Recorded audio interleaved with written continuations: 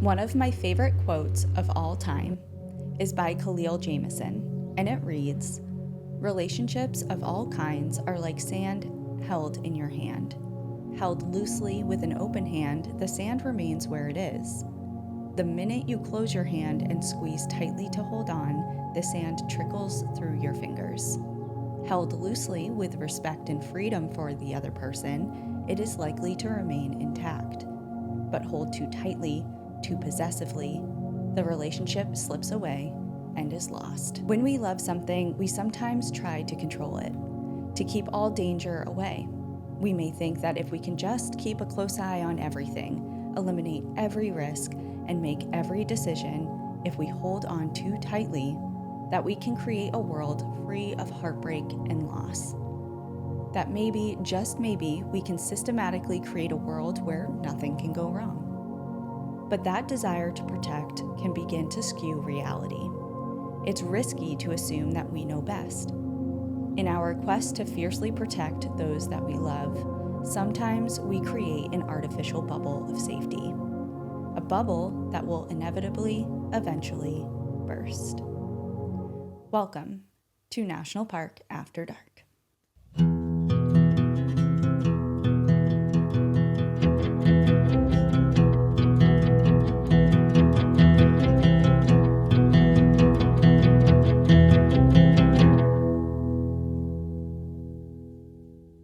I had never heard that quote before, but man, do I resonate with it. I think, to be honest, I saw it many years ago when Instagram was really first starting to take hold, and all people posted were either food pics or like quotes. Yeah.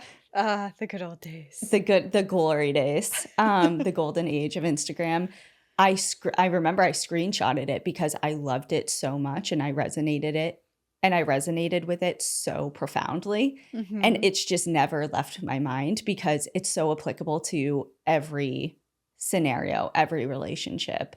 And as a lover of freedom and wanting to have it for myself, but also provide it for others, it's like, it's the best. Yeah. The second I've ever felt suffocated in a relationship is the moment I've known that it wasn't going to last. Yeah. Don't Fence Me In. Nope. It's also my favorite song of all time. Okay. So, yeah, we are doing the damn thing today with one of my favorite stories ever. And I hope that you are all ready for kind of a lengthy episode, but one that has everything. It has twists, turns, it has animals, it has conservation, it has murder. It has it all. Oh. And your favorite episode, and we're 4 years into doing the podcast. It's like we're still full of surprises, I guess. I don't know. It'll be a top. It's just, of course, the animal topics are my favorite. Yeah. So I got to rank it up there, but I don't want to set the bar too high. It's already right off the set. bat. I'm ready. Okay, great. Well, let's get into it then. For centuries, Europeans had a very particular view of Africa and its wildlife.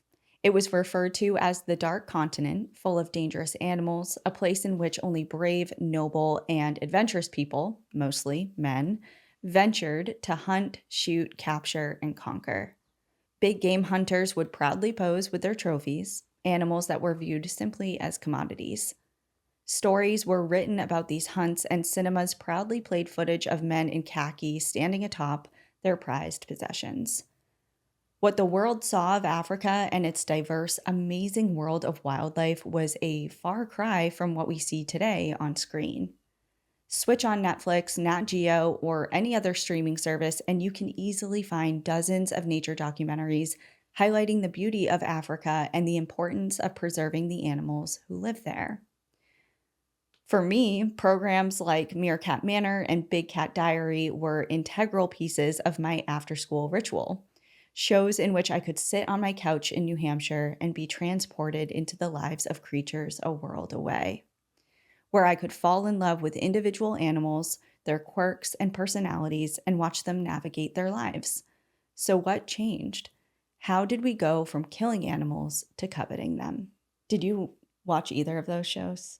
No, I haven't seen it. Are you kidding me? Meerkat Manor? I've never heard of it. My headphones just fell off my head. I'm in such... My head is just blown. My mind's blown. You've never seen Meerkat Manor? No, I've never even heard of it. Oh my God. When we went to see the meerkats, like in real life, when we had our group trip, that's all I could think about was Meerkat Manor. It was literally a show that followed this group of meerkats. I don't know exactly what they're called. You know, like a murder of crows, a herd of horses. Like, I don't know, a pod of dolphins. I don't know what they're called, but it followed this family of meerkats and just their day-to-day lives. And they all had like different names, and you got to know all of them and the perils of their life out in the savannah. And it had like multiple seasons. No idea. Okay. All right. Add it to my list. Big Cat Diary? That either? Oh my God. Zaboomafoo? Okay, Zaboomafoo, I understand why your mind's going there because it's animals, but these shows were more of like, let me follow this one group of animals for a long time and get to know them. Like it was a documentary style. Yeah, kind of. But it was more like was it a kid show? It was yeah, it was like, I wouldn't say it was a children's program, but it was on like Animal Planet or it was a family-friendly show. Gotcha. But it wasn't like kids because sometimes the animals died, you know, and it was sad. It wasn't like it wasn't a Zaboomafoo bubble wrapped type of program. I mean, I watched Animal Planet growing up, but I don't remember that. I'm appalled for one, but that's fine. I'll forgive you and we'll move on. Thank God. When Joy Adamson was born in 1910, her name wasn't Joy Adamson. It was Frederique Gessner. The name she would later become known by was given to her by different men that she loved, or at least kind of tolerated. She grew up in what is now the Czech Republic, studied art in Vienna, and in 1937 she was on a ship to Kenya, which was at the time still a part of the British Empire, when she met a botanist named Peter Bailey. The two got married, and it was Joy's second marriage, and Peter was the first to start calling her Joy, and it stuck. 7 years into their marriage, Joy was traveling around Kenya, creating botanical paintings of the varied and vibrant plants that she encountered. For the time being, Joy was content to document the natural world just as she saw it, not changing a thing, totally enraptured by the flowering plants and leaves that had taken root in the vast, dry African landscape. It was while she was on this roaming painting excursion during a Christmas party in 1942 when she encountered a man named George Adamson. They spoke at length, and she learned that he was taking a holiday break from his work as a game warden, overseeing the Northern Frontier District north of Mount Kenya. Joy was immediately smitten by this bearded, rifle-carrying warden, and together with Peter, her husband, they decided to go on a safari with George. Throughout their time together, George and Joy grew close and began falling in love, creating what George would later refer to as an embarrassing situation. Joy was no stranger to affairs and scandals within her romantic relationships. She was notorious for being unfaithful, and later, when commenting on her relationship patterns, she said that they, her previous lovers, relationships, men, just couldn't keep up with her sexual desires. Okay. Okay. All right, girl. Don't let your boyfriend get in the way of your husband, as they say. Despite their efforts to stay apart, George and Joy did fall in love. In 1944, Joy divorced Peter, and 1 week later, her and George got married. Oof. What a gut punch to the ex-husband. It's like, no, there's no one else, I swear. 1 week later. Yikes. Her innate curiosity for the wild world flourished alongside George, whose lifestyle she was drawn to like a moth to a flame. His primary job was to protect the habitat that had been set aside as a reserve, but a big portion of his duties was to keep the peace between the locals and the wildlife, which were being pushed closer and closer to people thanks to the development of agricultural land, construction of railroads, just human encroachment into the wild. It's a story we've heard time and time again. And while George was impressed with Joy's ability to hack it in the bush, because she was a woman and she was doing things, wow, they had very different energies. While Joy was intense, had a short temper, and a baseline level of distrust for everyone that she encountered, George was really laid back. He was quiet, warm, and welcoming. And they lived together at a camp in Kenya with various tents for sleeping and eating, just kind of this little compound nestled into the sprawling landscape that was teeming with some of the world's most powerful and awe-inspiring animals, including rhinos, cheetahs, elephants, giraffes, buffalo, hippo, and of course, with lions. As I mentioned, George's duties were often to deal with conflict, and one day in 1956, he was doing just that. He and his assistant were out tracking a lion that had killed and consumed one of his co-workers' brothers when he had to make a split-second decision. His assistant had located a large lioness under a rock outcropping and shot at her. She charged the men, and George fired. Upon inspecting her body, the men discovered that she was lactating, a clear indication that cubs must be nearby. And sure enough, tucked deep within the rocks were 3 little tiny balls of brown speckled fluff. George scooped them up, brought them back to camp, and tasked Joy with caring for them. God, the way I would be thriving. I would be really, I don't know, it's really sad because they killed the mom. Like, if you just happened upon kittens, like lion kittens, I would be like, oh my God, yeah, of course I'll take care of them. But part of me would be really sad if you're like, hey, I just killed the mom. Here's their babies. I mean, it was out of, I know she was charging at them and she had killed a person. But they shot at her first, right? They did. But they were actively tracking her because she had just killed and eaten somebody. That's fair.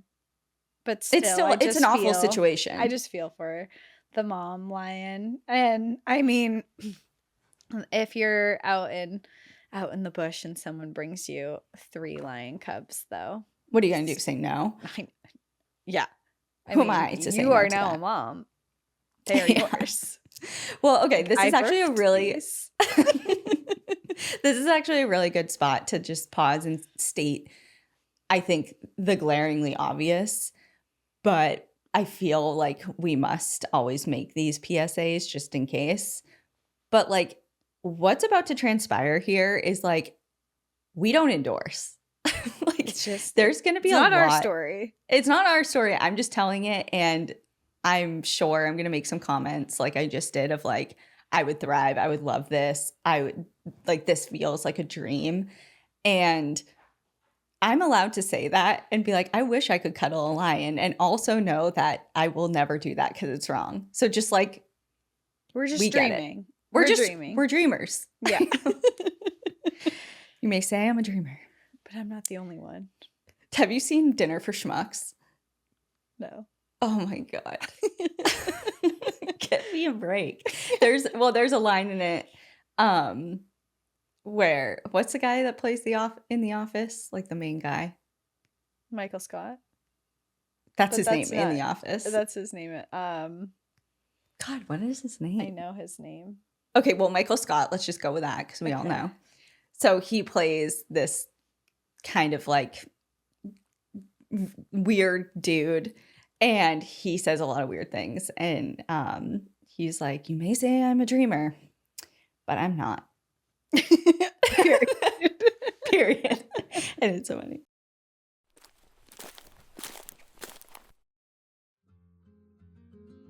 This episode is brought to you by IQ Bar, our exclusive snack sponsor. IQ Bar is the better-for-you, plant protein-based snacks made with brain-boosting nutrients to refuel, nourish, and satisfy hunger without the sugar crash. They have 9 delicious flavors, including my faves, lemon blueberry and chocolate sea salt, And their bars are totally free from gluten, dairy, soy, GMOs, and artificial sweeteners, which makes them a perfect, natural, anytime snack. With over 20,000 five-star reviews and counting, more people than ever are starting their days on the right foot with IQ Bar's brain and body boosting bars, hydration mixes, and mushroom coffees. A few weeks ago, I got my most recent shipment from IQ Bar, and I am loaded up with salted caramel chip bars and just in time. I have people visiting this summer and they want to go to the beach. I mean, I'm 20 minutes from the beach. It's great. And I'm a snack packer. I don't want to rely on restaurants. There's only so much ice cream and lobster rolls I can have here in Maine. I want to bring some snacks of my own. So guess what I have packed away in every one of my beach totes? IQ bars, and for the next few weeks, it's gonna be that salted caramel chip, and also hydration mixes to make sure that we're staying nice and hydrated while out in the sun on the beach. And right now, IQ Bar is offering our special podcast listeners 20% off of all IQ Bar products, plus get free shipping. To get your 20% off, text PARK to 64,000. Text PARK to 64,000. That's PARK to 64,000. Message and data rates may apply. See terms for details.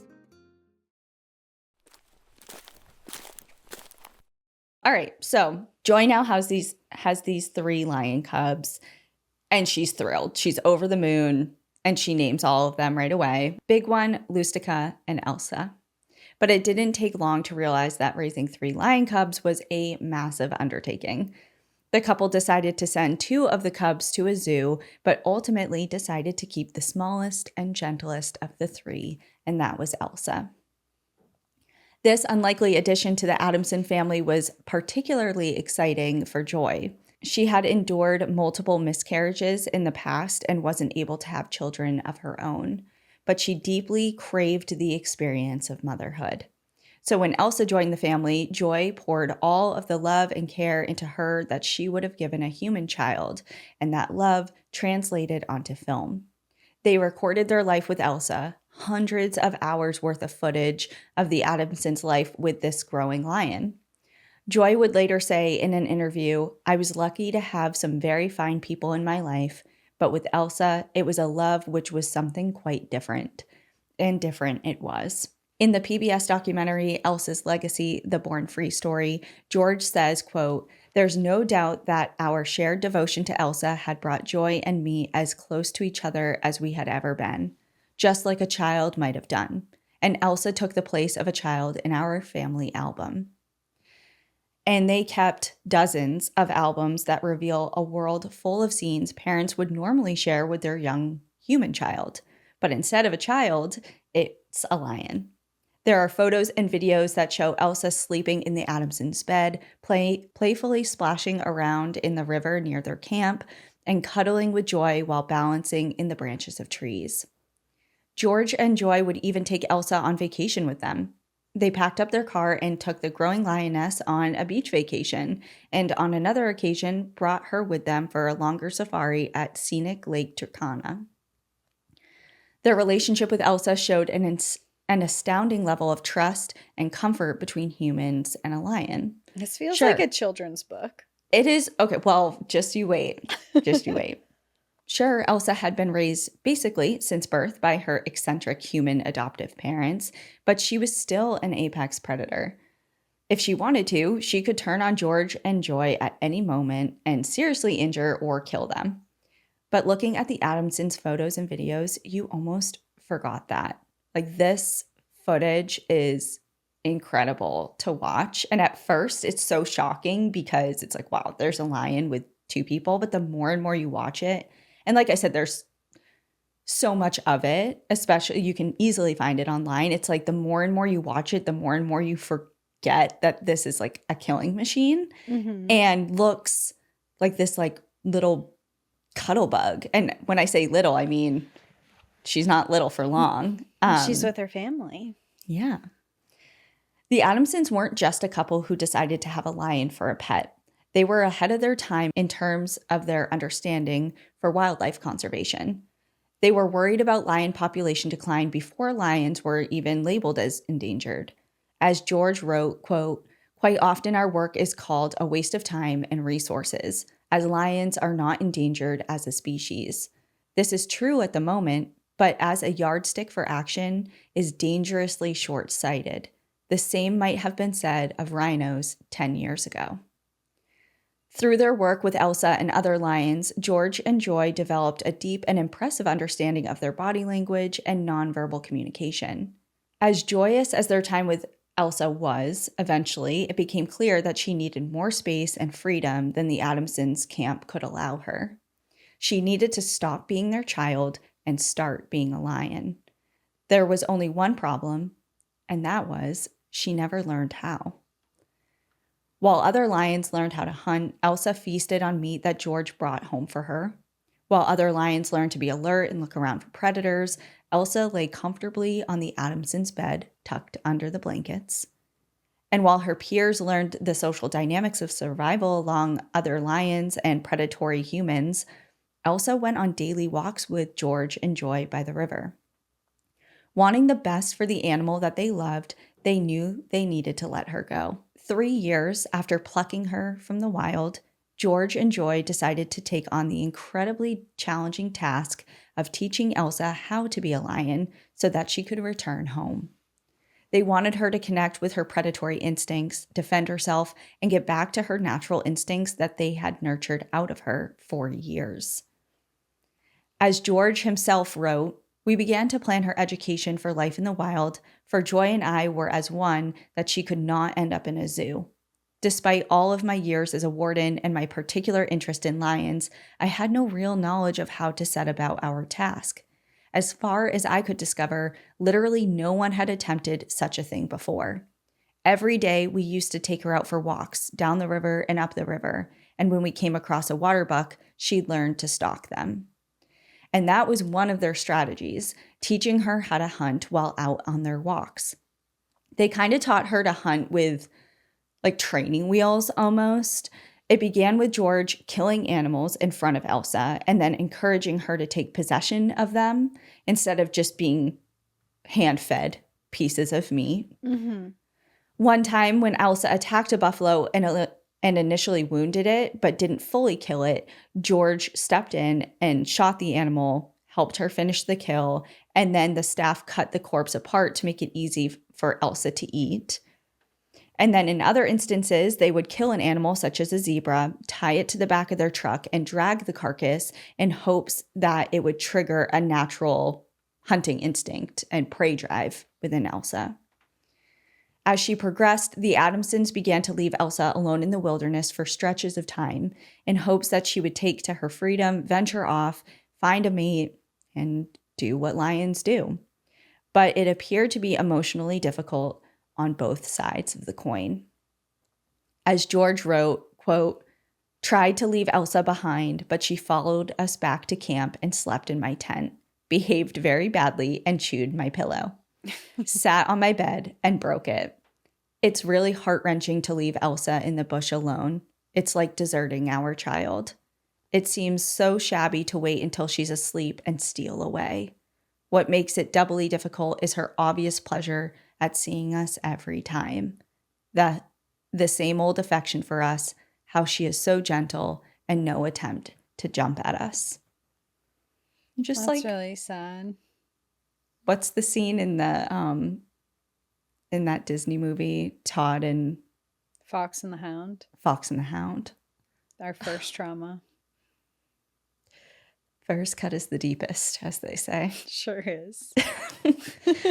But it's like they did everything. They tried to like leave her, and then sometimes like when she was like they would go out and like be with her, and then when she fell asleep they would try and sneak away and just like, Oh, that's not. and she would just wake up and be like, "Where's my family?" and go back to them, and you know, it's hard for them to do. It's like, please just stay, you know, like this is hard. Yeah. And it's hard because it sounds like she's not seeing any other lions either. Well, she does eventually, but like this is the initial like gradually trying to scoot her out the door type of thing, but it's painful. It is a little comical, like the scene that you're painting where he's killing animals and she's just like sitting waiting for him to be done. Yes. Like I'm just picturing her just like sitting in a field while he's shooting a buffalo or something. And just like licking her paw. You just like waiting for him to be done, and then she just like prances over like, "Thank you." Like, definitely princess behavior for sure. She got the princess treatment before any of us knew what that was. That would be me as a lion. Yeah. Suddenly, their extreme success in domesticating Elsa was proving to be an issue.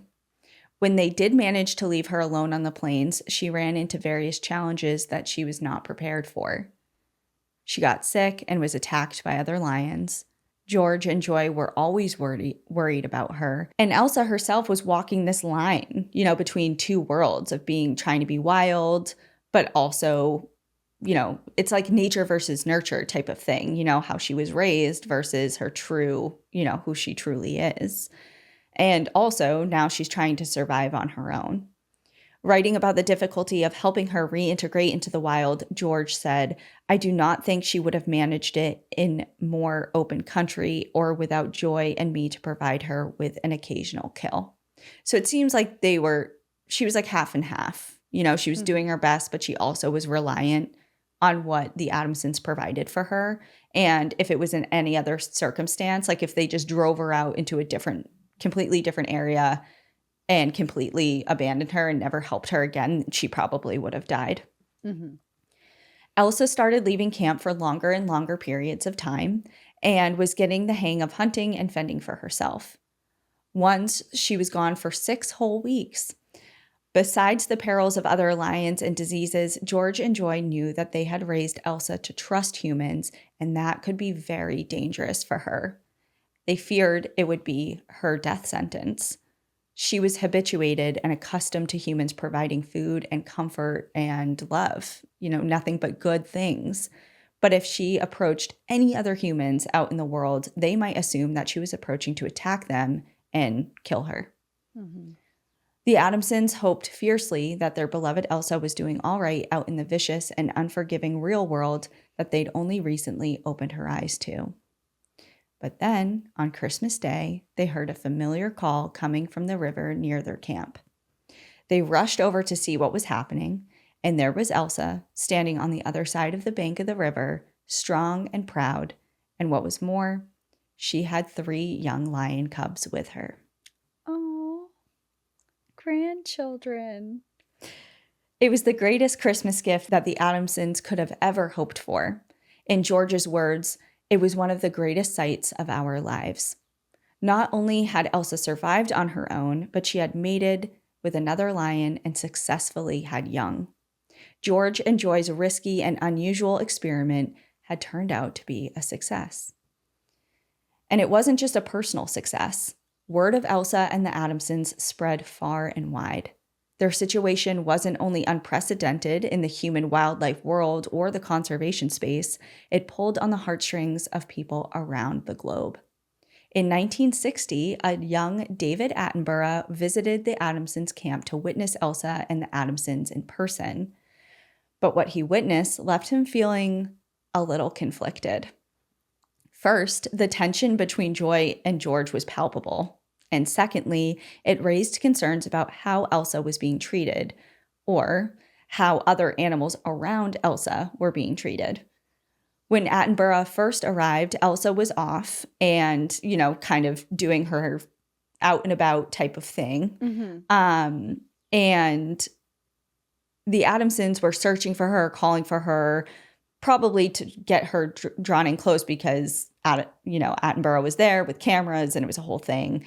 And Joy had explained that Elsa had been fighting with another lioness in a apparent battle for territory, and she requested that George shoot the other lion that Elsa was fighting with. Oh. When Elsa turned up a few days later, Joy was relieved, and while laying on the ground with Elsa, cuddling her, cooing her, stroking her face, she barked an order for a goat to be slaughtered and served to Elsa. In an interview with the BBC many years later, Attenborough reflected on that period of time, his experience with the Adamsons at that time. And he said, quote, "There is certainly a contradiction between thinking that one individual animal is so important that you will kill other individual animals to support that animal." That's a valid point. He really reflected on that time of, number one, he commented a lot on how uncomfortable he was being there because Joy and George, he basically was like, it seemed like they hated each other. It's and like it was, third wheeling a relationship that's not doing well. Yeah. In the middle of nowhere, and you have nowhere to really turn, or like they're like clearly like bickering and saying words to each other. We've all been there. We've all been in front of a couple that's fighting, and you're just like kind of sitting in the corner just being silent. You're like, so anyway. Yeah, so he was really uncomfortable to the point that at certain times he tried to remove himself and waited until they cooled down or separated. So that was the one thing that he commented on. And the other thing, like I kind of alluded to with that, I pulled that quote as from a larger kind of talk he was giving about his experience. But yeah, he was just kind of like, you know, Elsa was extraordinary in what they were doing. I mean, this was like the first time that people at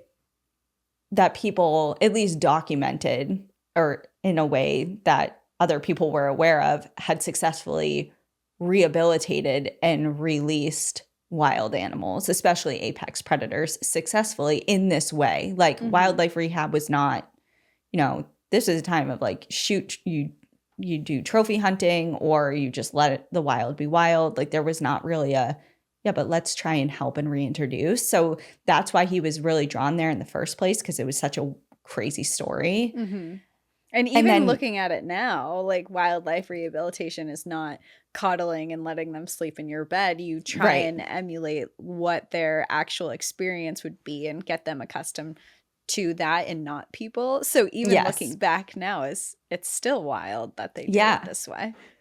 And so he was just like, he went there, and I think he realized pretty quickly, like, okay, and this is great, and maybe you're helping this lion in some ways, but then like you're also it's kind of like you're bulldozing a path for her. Like you're ordering other animals to be killed and served to her. Any other animal that she has a conflict with that is completely natural and every other lion is dealing with, you're ordering any other problems for her to be taken care of. Like that's not real. That's not true. It's survival of the fittest. You know, and if she's not the strongest lion and she dies out there, that is how nature would be intended. Right. Yeah. Well, Joy saw things completely differently. Which I get also.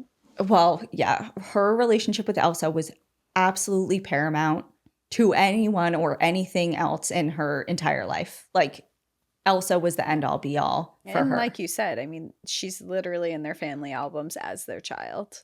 I mean, it's like, I really hope that after this episode, you take a moment, or, I mean, if you're listening, you personally, Cassie, because you can't do it right now. But after I tell you this story, to just look up some footage on YouTube, and it's just like, it's insane.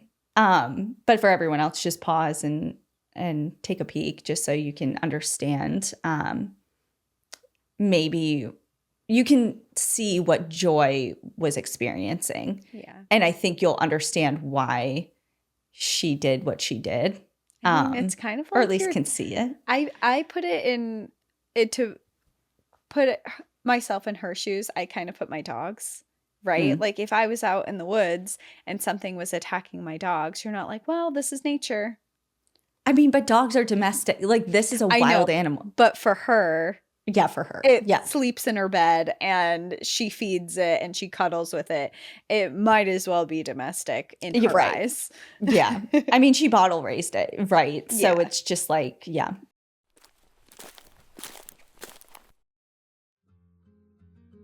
Okay, let's talk about something we all deal with, and that's bad hair days. But what if those bad hair days could become a thing of the past? With the iRestore Elite, you can say goodbye to thinning hair and hello to fuller, healthier locks. The iRestore Elite is clinically proven to help you regrow your hair using 300 lasers and 200 LEDs that send light therapy directly to your scalp. If you want to take a page out of my book, just pop it on while catching up on your favorite show, or even while you relax with a good book. It's lightweight, hands-free, and super easy to use. My hair is my personal favorite physical attribute, and I want to get ahead of any thinning or changes I may see with it as I age. So you better believe me and my Iverstore are besties. If you're in it to win it and want all of the hair care goods, like from A to Z, we got you covered. The Revive Plus Max Growth Kit is a full-on hair care squad that works from root to tip. It includes the Advanced Hair Growth Formula, Thickening Shampoo, Thickening Conditioner, and Growth Activator Serum, which is everything you need for fuller, healthier hair. And when you combine all of those things with your Iverstore Elite, you're setting yourself up for some serious hair growth results. And I know you probably trust me, but you don't have to take my word for it. I have backup. In a 4-month double-blind clinical study performed by a board-certified dermatologist and laser surgeon, nearly all participants saw an increase in hair growth with Iverstore's laser and LED technology. So you can feel confident you're buying a system with proven results. Give yourself the gift of hair confidence this year. For a limited time only, our listeners are getting a huge discount on the Iverstore Elite when you use code NPAD at iverstore.com. Head over to iverstore.com and use code NPAD for our show's exclusive discounts on the Iverstore Elite. Please support our show and tell them that we sent you. Hair loss is frustrating. You don't have to fight it alone. Thanks to Iverstore.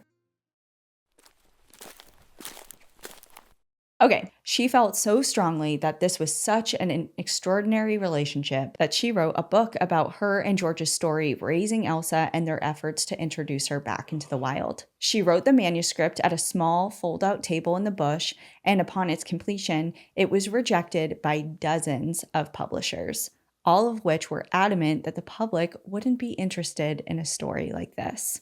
Right, the public hates heartwarming animal stories. Well, just remember, like, again, where things were at this time. Like, this is not the upbringing we had with watching Meerkat Manor and, like, My Octopus Teacher and, like, all of these things. Like, what was being shown were these black and white reels and footage of trophy hunters and true. just people going out and bagging the biggest animal. I mean, and glorifying that, like this big brave hunter, and like mastering the beast, not coexisting with the beast. Like, it was a different time. So that was kind of the attitude at the time, with the exception of some people. Of course, David Attenborough was out there. A couple other people were out in that space of like asking different types of questions, but by and large, there wasn't really an appetite for it. But Joy remained completely undeterred. And on a bright, sunny morning in 1959, she met with Marjorie Villers of the Harville Press. She introduced herself, presented a large, dog-eared manuscript, and said, "I'm Joy Adamson, and I have your next bestseller." Marjorie was impressed by Joy's confidence, but even more so by the book. Reminds me of Tom Brady, the Patriots. He's like, "I'm Tom Brady, and I'm the best decision you'll ever make." And he was right. Was he right? He was right. And so was Joy. Born Free, A Lioness of Two Worlds was more than a story. It was the first time anyone had written a true story about such an extreme personal relationship with a wild animal and a wild apex predator at that. Like, because, you know, there are stories like The Jungle Book was published by this time. Like, the idea of humans and wild animals coexisting in a peaceful way. Like, I mean, The Jungle Book was clearly a children's story, was out there, but it was never there was never a true version of that until this came along. And it couldn't have come at a better time.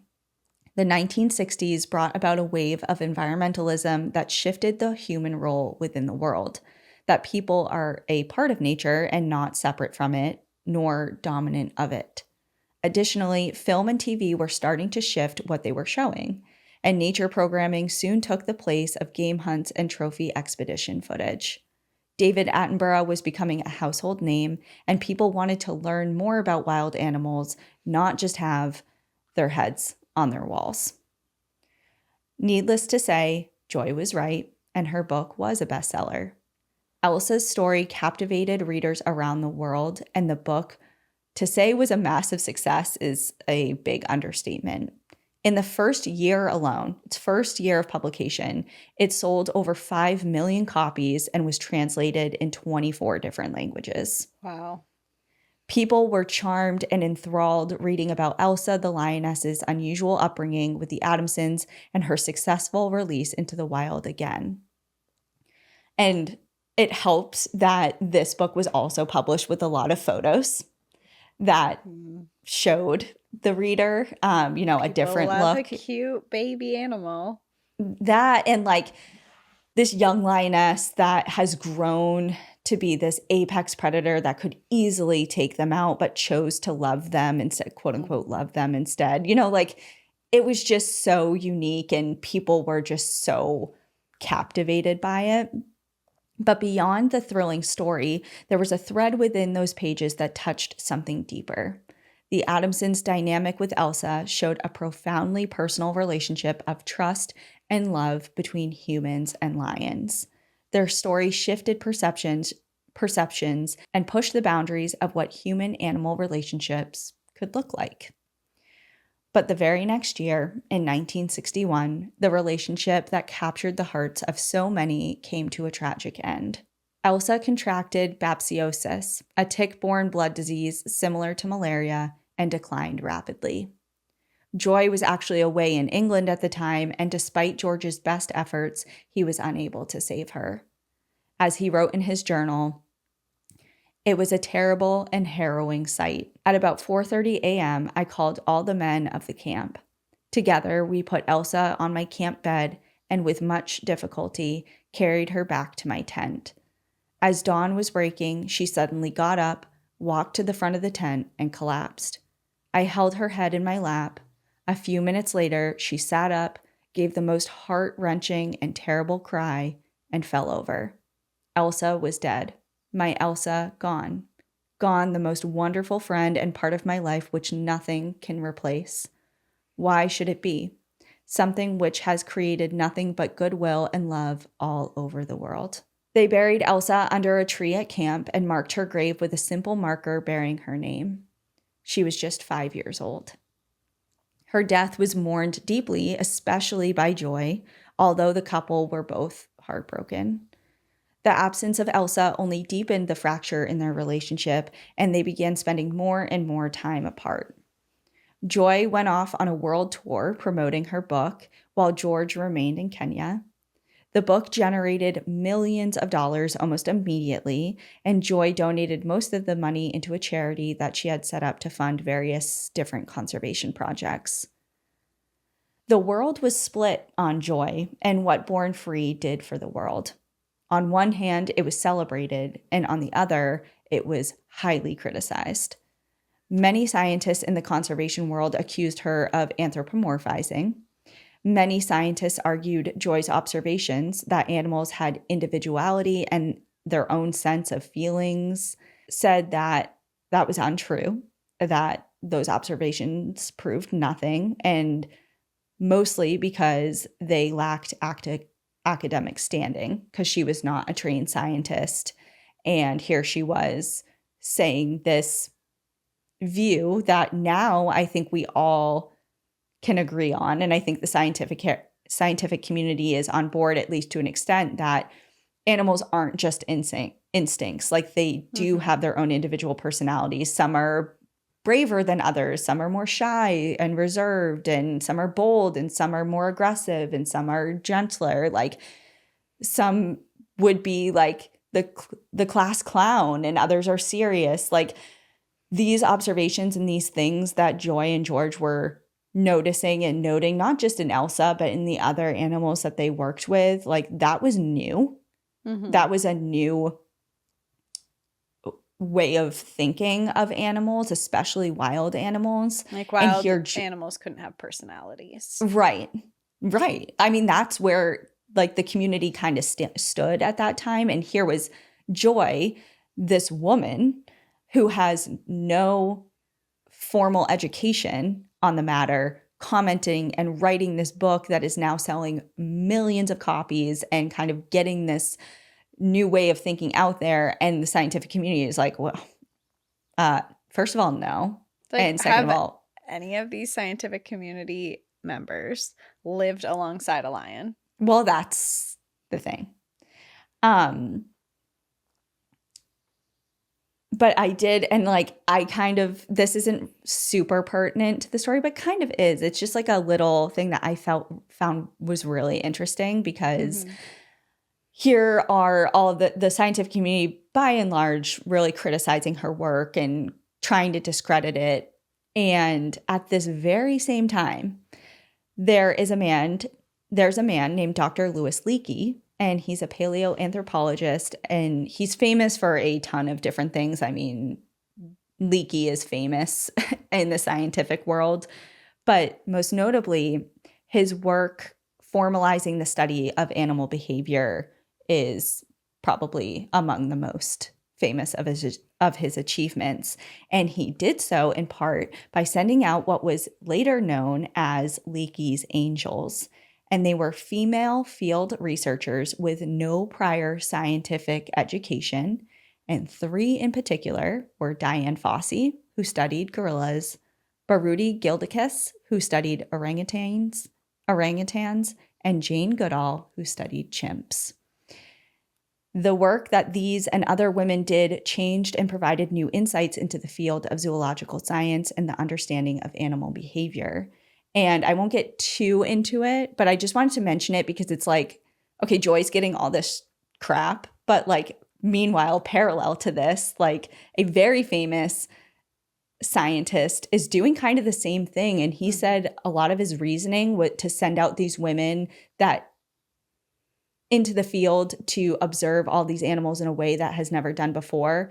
He did it with intention to send out these women with no scientific or formal education in the field, was so that they were unbiased, completely like clean slate. I'm literally just going to report what I see. I have no scientific lens in which I'm examining things. I have no it's like I'm literally just observing them and reporting back. I haven't been taught prior things about these animals in particular that I should be looking for.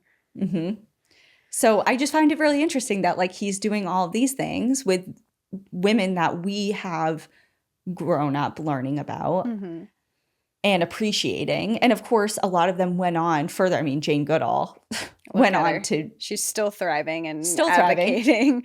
Right. And like she went on to receive an education, you know, but when she first started out, just like Joy, she didn't have that. Also, I just think it's really interesting that he chose women to do it. And of course, it's women who discover that animals have feelings. You know? I mean, yeah.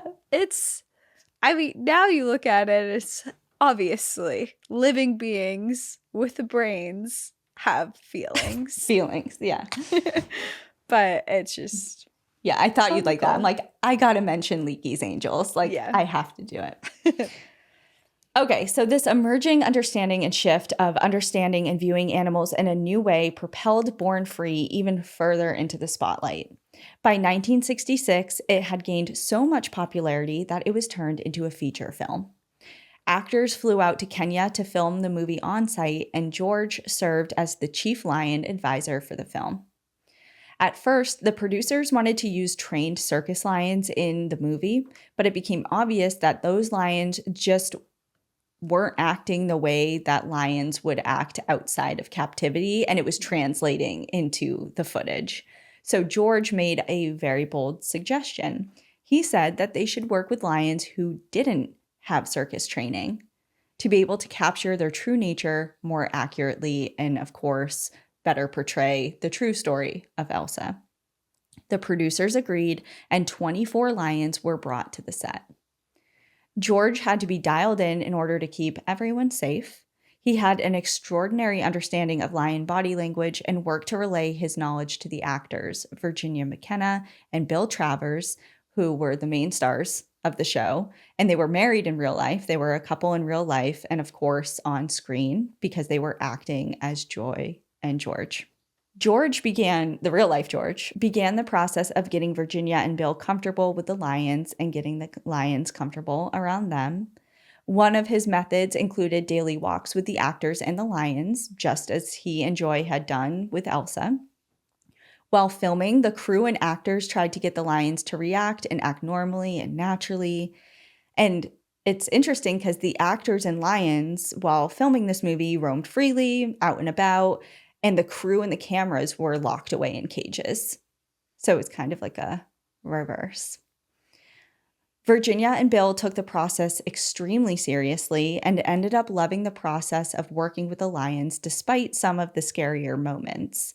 No matter how well George knew the lions or could predict their behavior, of course, they are still wild animals and they are untrained. One time, a lion named Boy jumped at Virginia and she fell to the ground and broke her ankle.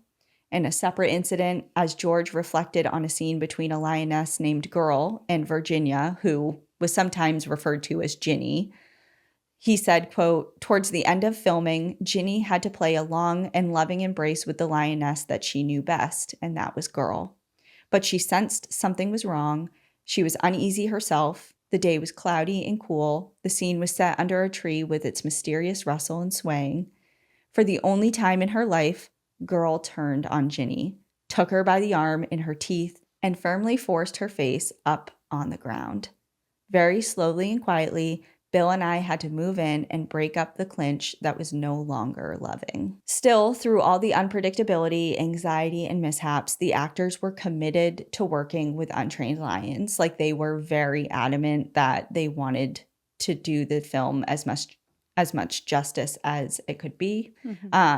So even though it was a little scary, they committed to doing it. As Virginia McKenna told PBS for their documentary in 2011, quote, "Almost to the end, there were lots of people who felt it was crazy to do it in this way, and they would have preferred to have done it with more control, with circus animals. Although, frankly, I would have thought that if they could have seen it with their own eyes, how very differently the behavior of the animals, the expression on their faces, the whole relationship between us and them, it was all too obvious to see. The way we did it was the way to do it, and we always believed that because we did it in that way, the film survived. There are many, many films made with trained animals which haven't had the same sort of amazing kind of gut impact on people." And just as Joy was right about the success of her novel, Virginia was right that this translated in a way that no other film had before, and the movie was a massive hit. It won 7 awards, including an Oscar, and audiences all over the world rushed to theaters to watch the story of Elsa unfold on the silver screen. For many, the film was not only sensational, but revolutionary. As Virginia later told PBS, the impact of Elsa's life and her relationship with George and Joy Adamson probably changed the way a lot of people think about other creatures.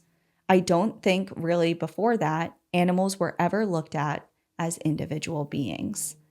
And that sentiment has been widely echoed. And before I go on to the rest of the story, we just have to pause for just a quick sec here to point out something that's, again, I think obvious, but maybe overlooked, because as Virginia just said, she didn't think that anyone before this had ever looked at animals as individuals. And while their work did majorly shift public sentiment towards predatory animals like lions, especially lions, and helped garner this widespread support for the conservation of lions and other species, I think it's like kind of a given that they definitely weren't the first or only ones to introduce the idea of seeing animals as complex individual beings with, like nuanced internal worlds and personalities and quirks. Many indigenous communities around the world have long-standing and deep relationships of respect and reciprocity with animal populations and consider their lives as sacred as human lives. So to say that George and Joy Adamson, this white couple that came to Africa, invented this new worldview and being these like quote unquote saviors of lions is not the whole story. And it's how it was portrayed. And of course, they had like this key role, and they really did. I mean, we'll get into it, but Born Free has become so much more than just a movie that was made in the 60s because of Elsa's story. But like, not the first ones to think of it. Come on. You know, Yeah. like, so I Like just wanted thousands of years of indigenous history would argue that you're actually pretty late to the game. But glad you got here. Glad you got here, but you're late. Happy you're here. So thrilled you're with us. Welcome. But yeah. So that being said, you got to give flowers when flowers are due. Within the context of colonialism in Kenya, the Adamsons' relationship with lions did help push things forward in a positive direction. As explained in the book, Tropical Nature, Colonial and Post-Colonial Conservation in Africa and Asia, it says, as the colonial era drew to a close in the 1960s, the Adamsons scuttled imperial hunting culture by publicizing a human relationship with wild animals based on empathy, affection, and non-utilitarian protection. So, in that way, the Adamsons' work was instrumental in offering a new way of engaging with lions in Kenya during that period of time. Instead of hunting them, bagging them for trophies, they really showed the value of learning to care for them and view them in a different way. So, long-winded way of saying, yes, you did a good job. Yes, you were among the first to widely publicize that, but by no means were you probably the first people to see them in that way. Right.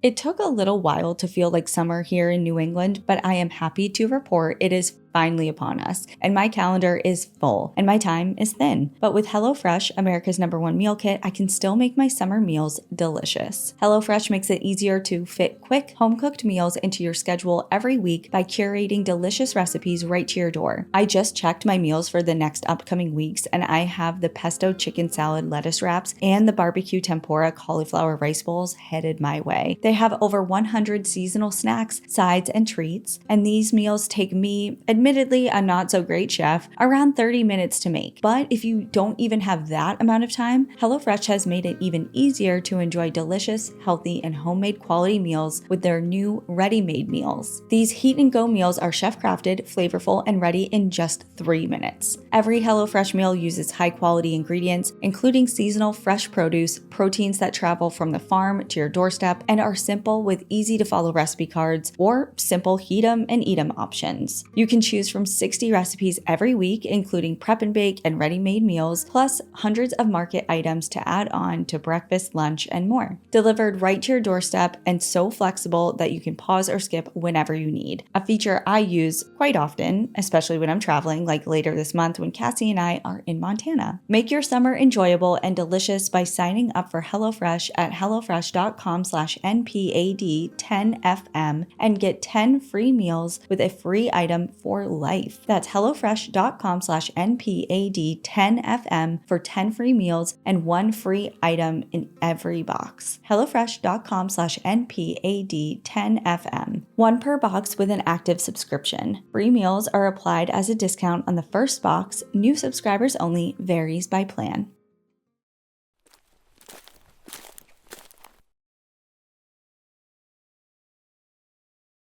The Born Free story, both the book and the movie, had taken hold of viewers' imaginations around the world. It was full of scenes of harmony, serendipity, and love. It showed a world in which Joy and George were blissfully in love, taking on the world together in this dreamy way in the African bush, like with this beautiful lion. They defied the odds. But of course, the real story is much more complicated.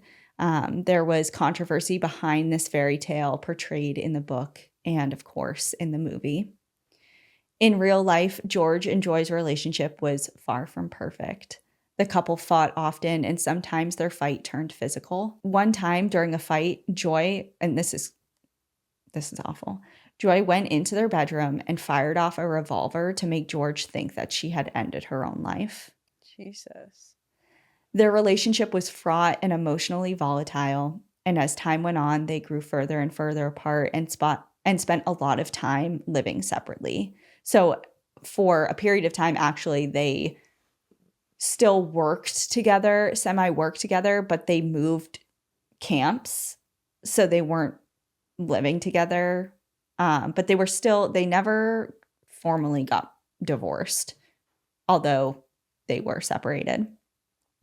Beyond their personal relationship, their decision to release Elsa back into the wild was controversial. And of course, this is reflecting back to before she died, but some were concerned about Elsa's transition from the handheld bubble of safety that the Adamsons created to the harsh reality of life in the wild. As biologist and ecologist Craig Packer, who is known for his work with lions, specifically told PBS, he said, "The idea of putting a lion back in the wild is actually pretty scary for the lion, because the wild is not a safe or happy place. It's constant gang warfare. If you're one lion against many and you don't know your way around and don't know every inch, and they also know the whole social network, they're going to come looking for you in the dark and be ready to nail you. That's the problem, that nobody wants to see the way it really is. The way it really is out here is truly vicious and nasty." So again, people were just like kind of criticizing them at every turn.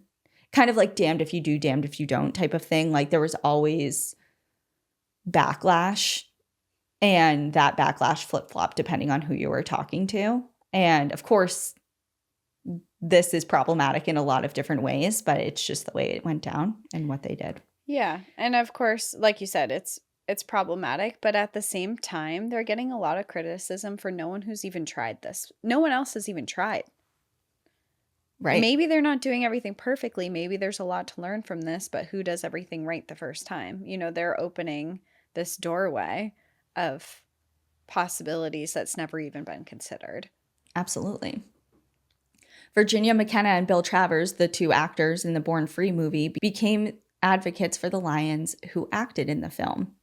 The producers wanted to sell off all of the lions that were used as actors in the movie to recoup some of the production costs, but the couple was horrified by this suggestion and felt it to be the ultimate betrayal. They lobbied hard to have them all released into the wild. 3 of the lions, Boy, Girl, and Ugas, were sent to George's camp to start their rehabilitation process. So they were attempting to do something similar that they did with Elsa, is to reintroduce her, rehabilitate her, or all 3 of them, and release them back into the wild. By this point, George had retired as a game warden following the success of Born Free and focused his time on rehab.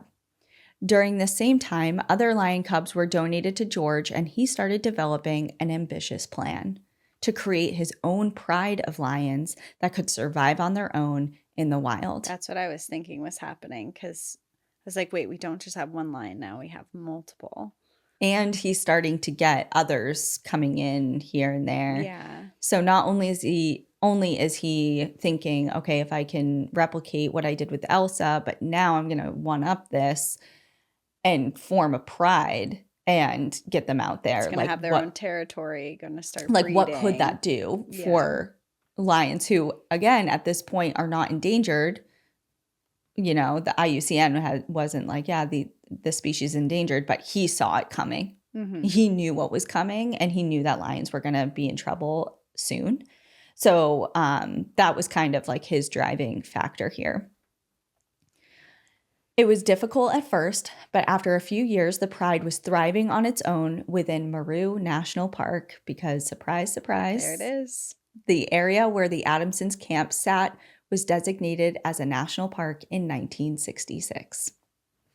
If you look up Meru National Park, you'll find a handful of words of the same flavor, kind of describing the land as untamed, unspoiled, remote, rugged, like this complete wilderness. But the image of a pristine wilderness isn't entirely accurate. As with many of our nation's national parks, the construction of national parks like Meru often involved the forced removal of local and indigenous people from those lands. In Meru's case, British settlers in Kenya set aside lands that were initially used as reserves, and then many of them were later established as national parks.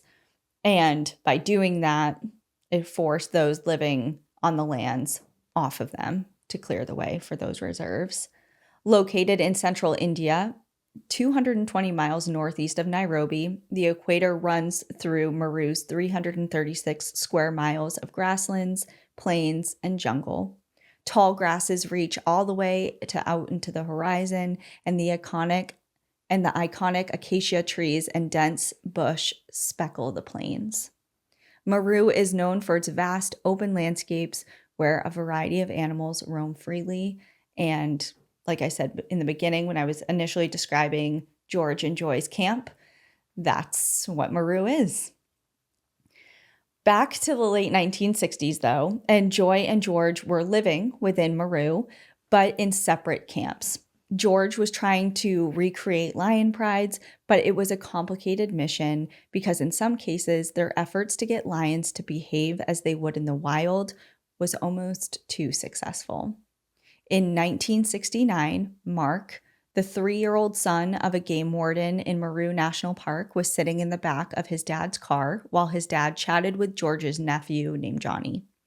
All the while, Boy, the lion, lounged casually on top of Johnny's Range Rover.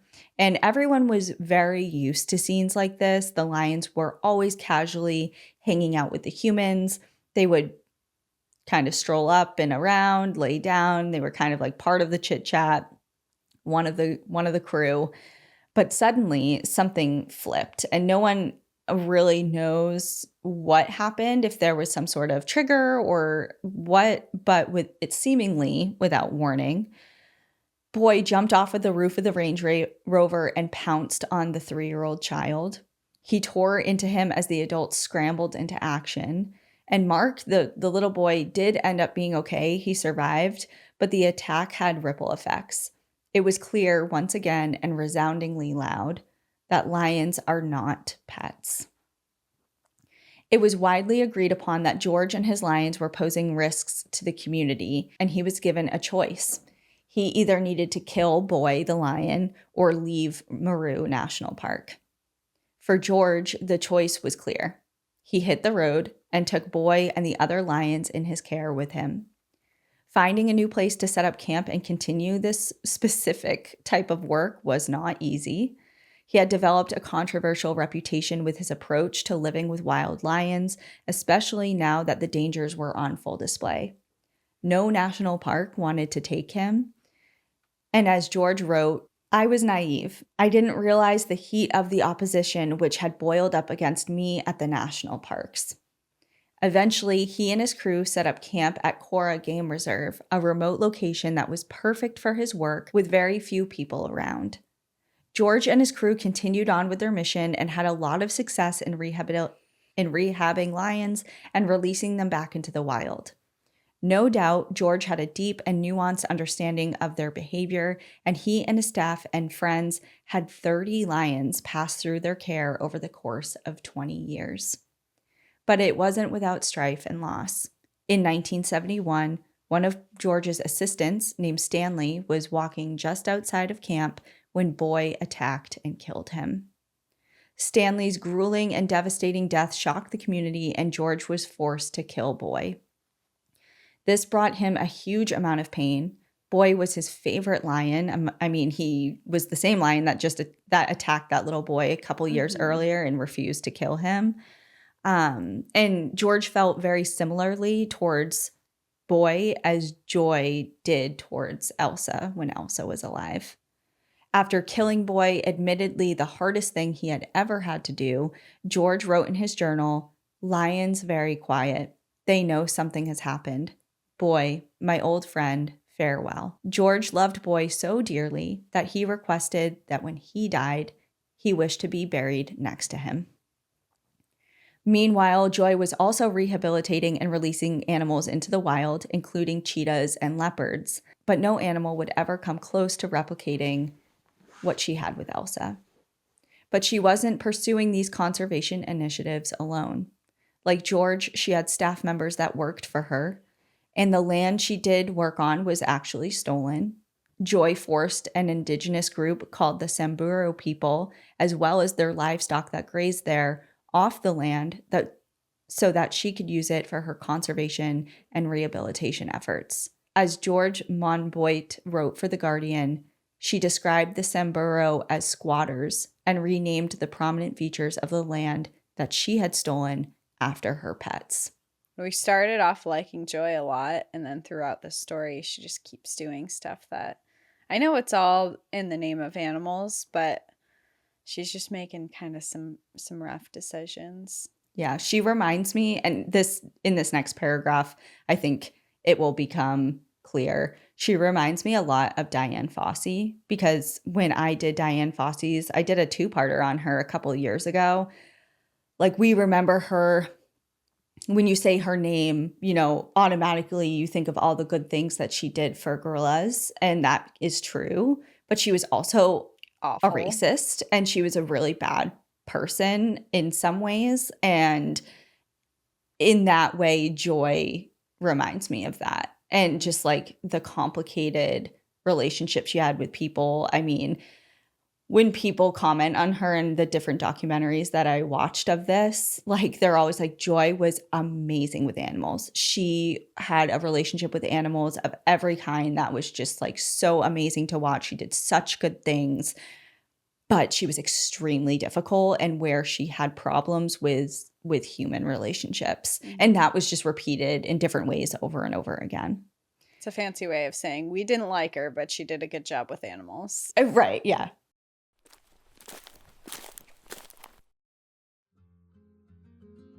I really don't think there's anything cuter on this earth than a kitten. So that's why I always feel so bad for people who are allergic, because they don't get to experience some of the best snuggles and cuddles around, or get to keep that stray kitten that it seems like everyone finds at one point in their life or another. But now, with our sponsor Packagin and their cat allergen neutralizing spray, owning a cat doesn't have to mean endless itching and sneezing. The spray targets the allergens around your home and uses their patent-pending whisker block protein to bind to and neutralize allergens in your house with no harsh chemicals and no side effects, meaning you and your family can live and breathe in peace. 97% of Packagin customers felt relief and breathe easier around their cats. I supplied a family member with Packagin because he is so allergic to cats. He quite literally can't step foot into his mother-in-law's house because his allergies just flare up so significantly because there's just a cat present in the home. But now he's not having those flare-ups and can happily go to dinner. I have their dog allergen spray because, while thankfully I don't have any allergies to dogs, I want it on hand for when I have visitors, because you never know who's going to be irritated by any of the pet dander or issues. So I make sure that they're comfortable in my house that is absolutely covered in Chaska's fur no matter how much I try and clean. Founded by a team of passionate scientists, Packagin has set a new standard in allergen management. Their products are allergist recommended, vet approved,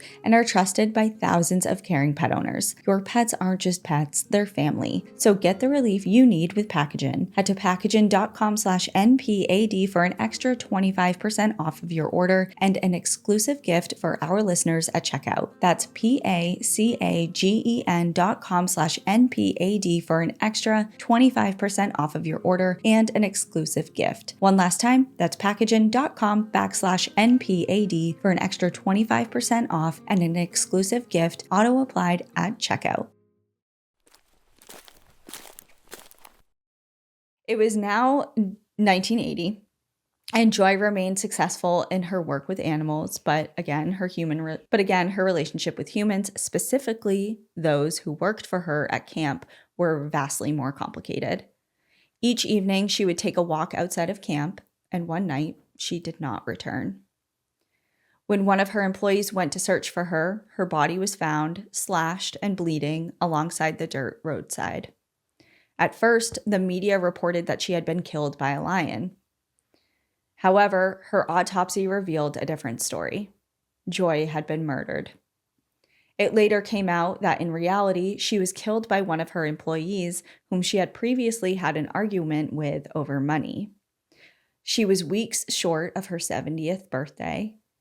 During her funeral service, there is footage of George wiping away tears as a priest stands over her flower-adorned casket, saying, quote, "In her books and films, and above all, in her influence, she will continue to extend upon all people of good who will care what happens to all of God's creatures." But there is way more to the story than is commonly reported. The man who allegedly killed her is a man named Paul Nakwari Akai. And in countless records of the Adamsons story, his is only just this footnote. He's depicted as a crazed employee who violently murdered the beloved and famed Joy Adamson. But there are many layers to his case.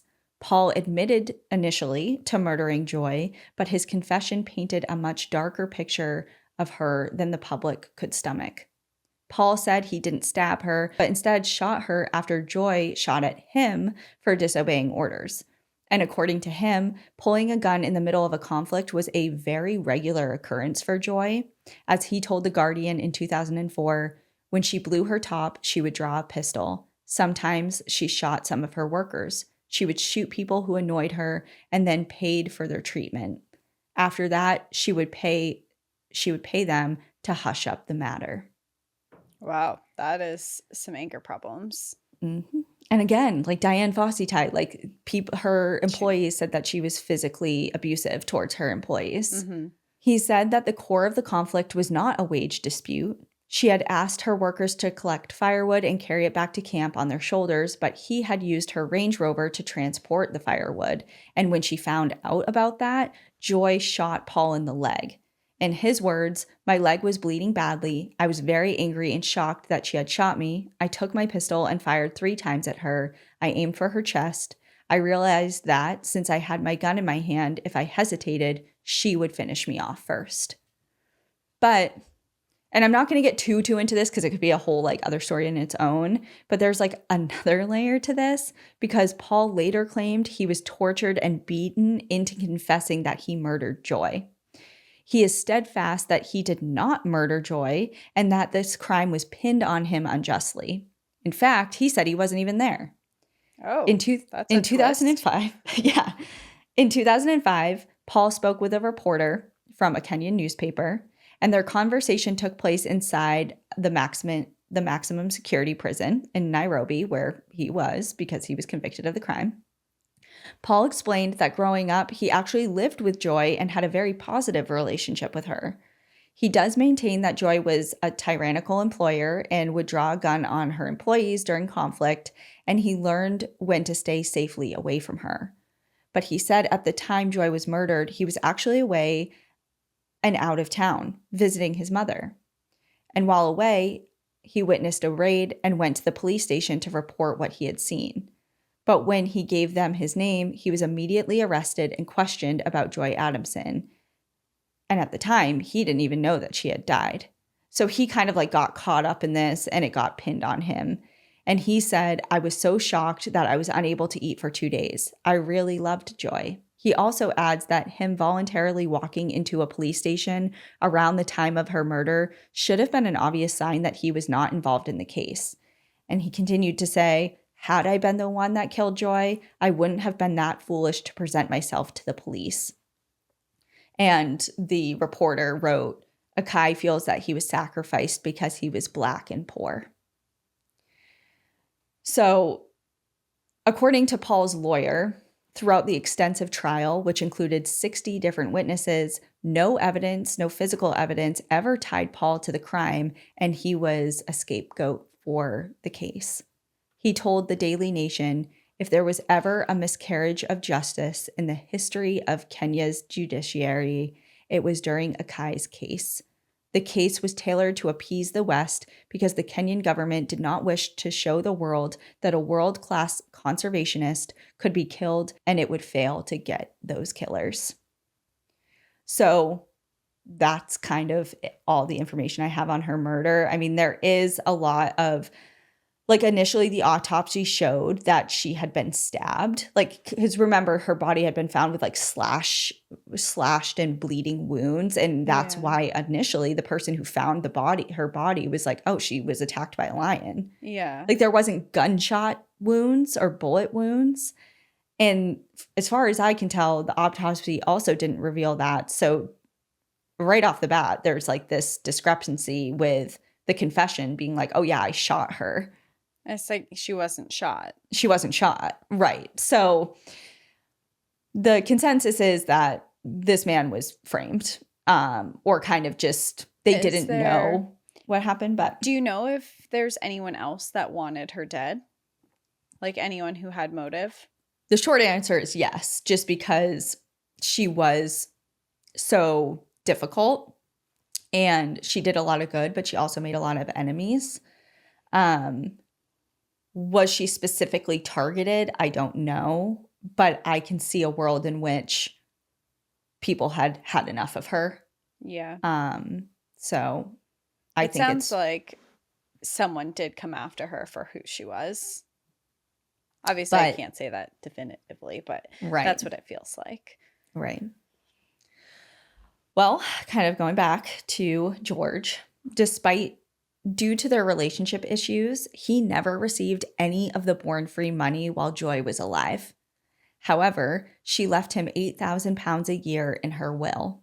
And I did some like conversions and trying to account inflation, like pounds to dollars and 1980 money to 2025 money. And I think that roughly equates to about 50 grand a year in today's money. Okay. She granted him in the will. Combined with the pension that he received from being a game warden, his work in Cora continued. The same year that Joy was killed, George's brother Terrence was mauled by a lion.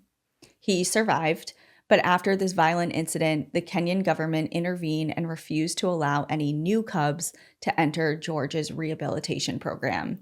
And that decision was later reversed, but it lasted for years. But danger didn't just come from lions. You know, people are getting mauled. The government's kind of like, there's more and more instances that are happening that lions are, being aggressive towards people, especially in your care. Like, we're concerned. But it wasn't just lions that George needed to be worried about. Just across the Tana River that snaked through the Cora Game Reserve, Somali bandits frequently poached wildlife from the reserve and were regularly sending George threats because they wanted the land that his camp was on. In 1989, George's life also came to a violent end. Some of his assistants were on their way to the airport when they were stopped, robbed, and severely beaten by nearby bandits just a short ways from camp. Hearing the conflict unfolding, George got into his Land Rover with 3 other men and rushed to defend his friends. When they arrived at the scene, George witnessed some of the Somali bandits sexually assaulting one of the women and also beating the crap out of everybody else, and he was infuriated. The other workers in his car urged him to slow down, but George didn't listen. He continued driving at full speed towards the bandits, firing his pistol as he drove. Shots were fired back, and as his car passed the scene, it was riddled with bullets. George lost control of the vehicle as it careened into the bush, and the shots continued after him. Ultimately, George and 2 of his assistants were killed that day. George's death was felt deeply by the community. He was like a father figure to a lot of different people, and his nickname is telling, Baba Isimba, Swahili for Father of Lions. His murder was front-page news around the world. His funeral was held in Cora and was widely televised, and dozens of people flew in from all corners of the world to pay their final respects. He was buried next to Boy, his beloved lion, and after his funeral, all of the people went back to their day-to-day lives, but the lions that he loved and raised gathered and lingered at his grave for days. They lay on the dusty, hot ground, not leaving his side for a long time. Oh, my heart. That same year, following George's death, Cora was established as a national park, partially in his memory. George and Joy left behind a varied legacy. They were deeply complicated characters, and their time on Earth left an aftertaste of fantasy and controversy, love and violence, myth and harrowing reality. Their story was a huge catalyst for the popularization of wildlife conservation as a movement. They helped make the case for why wildlife conservation should matter to a wide variety of people, not just experts in the scientific field. Inspired and completely transformed by their work with the Adamsons, Virginia McKenna and Bill Travers went on to make documentaries about African wildlife. They set up a charity to aid captive wildlife and campaigned hard to close zoos with poor living conditions. Originally called Zoo Check, it transformed into the Born Free Foundation in 1991. Its focus is now broadened and aids species from dolphins to giraffes. Will Travers, their son, who partially operates the foundation, says, Born Free is now a brand, yes, but it's a brand with values. Their mission to protect wild animals from exploitation and conserving threatened species and their natural habitats for generations to come is going as strong as ever. And today is a leading champion in wildlife conservation, not just as a charity, but in their campaigning and advocacy work that covers topics, from animals in captivity, the dangers of wildlife trade, the fur industry, and all these different various global wildlife recovery efforts. Like, they have their hands in everything. They also operate one of the largest primate sanctuaries in the United States and continue to raise funds for animals worldwide. Joy was awarded the Austrian Cross of Honor for Sciences and Art in 1977, and her book Born Free, as we discussed, was a massive hit. But it wasn't her only work. She went on to publish 12 books, created more than 500 paintings and line drawings, including portraits of the indigenous populations commissioned by the government of Kenya, and various botanical illustrations for at least 7 different books on East African flora. George also went on to publish books of his own, including several autobiographies, and aside from the Born Free feature film, numerous others have been made of their lives prior to and following their deaths. Their works, mainly Joy's, raked in millions upon millions of dollars, the majority of which was used to establish 4 different national parks and reserves in Kenya, including Meru, where, if you were to visit today, the descendants of the Born Free film lions still roam there today. Joy's ashes were split and spread evenly on the grave of Pippa, the cheetah that she went on to raise and rehabilitate, and of course wrote a book about, and, of course, on Elsa's grave. She was finally reunited with her greatest love in life. In death, as in life, Joy and George's fiercest loyalties lay with the lions. Under the vast open skies and dusty earth of the Kenyan landscape, their fibers turned to dust and their bodies became earth under the same patch of sky as Elsa and Boy. And for the Adamsons, that was what mattered most in this life. As Joy once said, sitting there with Elsa close to me, I felt as if I was on the doorstep to paradise. And that is the story of Joy and George Adamson and their beloved lions. Wow. I think that at the beginning of this episode, when you set the bar high, I think you met it. I think you exceeded the bar. That was a really, I've never heard of it before. It was such a cool story and it was so interesting. Oh, I'm so glad, because Born Free, I read Born Free in high school. And I knew like a little bit about them, but not a ton. Mm-hmm. And of course, I didn't know the national park tie-in or like anything like that, of course. Park. But yeah, I love that story. And I think that anyone who is into wildlife conservation, specifically African wildlife conservation, like at least knows Elsa, even subconsciously, because once you look up pictures, you're like, I've seen that image before. Oh, that's Elsa, and that's Joy, and that's George. And I think knowing the whole story now is just so full circle, and I really, really enjoyed researching it. And I have 3 little bullet points that didn't like exactly fit into the flow of the story, but I just wanted to mention at the very end. Okay. So first, if this story was ringing some bells in your head, like you don't think you knew Elsa, but have felt like you've seen a scene before of them like playing together or being reunited or something like that, you probably have.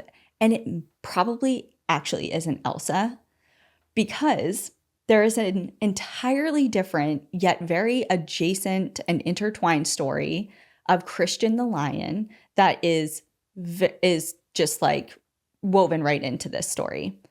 So it's a very long and interesting tale of its own. But But two friends bought a lion cub in London in a department store in the 60s.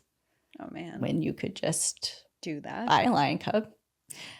And the two guys, they're young adults. They're like, oh, lion. You know, like, great. Let's take it back to our Someone did flat that in London. College with an alligator at my school. So same. Yeah. Same. So they kept this lion. They named him Christian. They raised him. They did the best that they could for him. But of course, they realized we're in way over our heads. We can't do this. But we love this animal and we want the best for it. So they contacted George and they brought Christian to Meru when he was forming this big pride. Mm-hmm. And Christian was successfully integrated into the pride that George started, the one that included Boy the lion. And he successfully integrated and was released into the wilds of Kora. And years later, the two guys flew back to Kora and met with George and was kind of just checking in on like how things were going and all that. And they were actually filming a documentary about their experience with Christian, like their own thing. Mm-hmm. People were like, this is also an incredible story about a lion. Like, what is this? So they were filming this documentary and they weren't sure if they were actually going to see Christian, if he was even around or even alive still, and if so, if he would recognize them or anything like that. Because again, this is years later.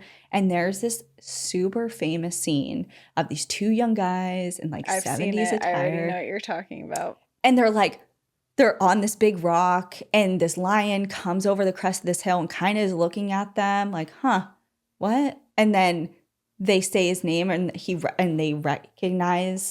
Christian recognizes them and just full speed runs and tackles them and like hugs them, like both of them going from person to person and just like being this big pile of mush and like the cutest thing you've ever seen in your entire life. This is giant lion too. It's not a cub anymore. It's just, yeah. Yep. So I've and in the background of that footage, you see this long white bearded guy with a rifle over his shoulder. And that's George. Wow. That's George Adamson. What a fun tie. Because I was thinking of that exact video I've seen it circling on Facebook even. Yeah, because it's such like the most wholesome thing in the whole world. You're like, what is going on? Yeah. So the book, A Lion Called Christian, was released about their story, and there's documentaries and movies about it. And one of those documentaries was actually released by the Born Free Foundation, and it was directed by Bill Travers. Oh, wow. So it's like full circle. And I read A Lion Called Christian in, I think, my freshman year of college. Cool. So I read that book too. The cover got me. Secondly, I think a lot of people are aware of Kevin Richardson, the modern day lion whisperer. And he's a conservationist who has spent nearly 30 years of his life living alongside lions in South Africa, kind of like doing the same type of deal. His Instagram is wildly famous. He has a sanctuary there. He has books, and he's kind of like the modern day Adamson type of figure that a lot of people are aware of. So I just wanted to make mention that I also am aware of him. And lastly, this is not related to the Adamsons, but as if you don't need another book recommendation, because now you have like probably over a dozen after this episode. But this story also really reminded me of one of my favorite books of all time. I actually have it on our book rec list on our website under like personal favorites. Mm-hmm. And it's called I Married Adventure. And it's the story of Osa and Martin Johnson. And it's very, very similar vibes to the Adamsons of like these. I'm pretty sure they were from London. They were definitely from Europe. They went over to the African continent and they didn't stay in one camp. They kind of bopped all over, but it very similar, like documenting what they saw in the wild and making some of the first nature documentaries, not just hunting trophy stuff, and bringing it back and doing it a massive world tour and showing the world what Africa was truly like. And this happened like 2 decades before the Adamsons. Oh, wow. So it was just like so cool. And they did some things too, like adopting animals that they shouldn't have adopted and bringing some back to London and doing some questionable shit. But it was a really cool book, and it gave very similar vibes to this. So if you're like, oh, I already read Born Free, I know this story, and want something similar, like that's a really good. You're giving option A, B, and C. You're like, if you've read this, I have this. And if you've read that, I also have Lioness Christensen, have you heard of it? No. Yes? Okay. I Married Adventure. So yeah, anyway, that's my story. I know it was really long, but I get kind of carried away. You with can these tell topics. this is your bread and butter. I just love it so much. Give me 17. What is it? I love it. Give me 17 of them right now. You know that guy? No. What the fuck? What do you mean you don't know that guy? It's like all this trending audio. Me today. You're like, you know that? You've seen it? I'm like, no. Okay. Well, anyway. Well, thank you, everybody, for... It's this one. Oh, you found it? I found it. I mean, I do think it's spectacular. Give me 14 of them right now. Really? You've Never seen heard it. that? Nope. Still have no idea what it is. Okay. Well, then I got to get out of here. I'm embarrassed. All right. Well, thank you, everyone, for hanging out with us this week. We'll see you next time. In the meantime, enjoy the view. But watch your back. Bye, everyone. Bye. Thank you for joining us again this week. If you love National Park After Dark and want to hear exclusive bonus stories, join us on Patreon or Apple subscriptions. Patreon subscribers have access to our National Park After Dark book club, live streams, Discord, and much more. If you prefer to watch our episodes, video episodes are now available on YouTube. If you're enjoying the show, please take a moment to rate, review, and subscribe on your favorite listening platform. And to follow along with all our adventures, you can find us on Instagram, Facebook, TikTok, and X at National Park After Dark.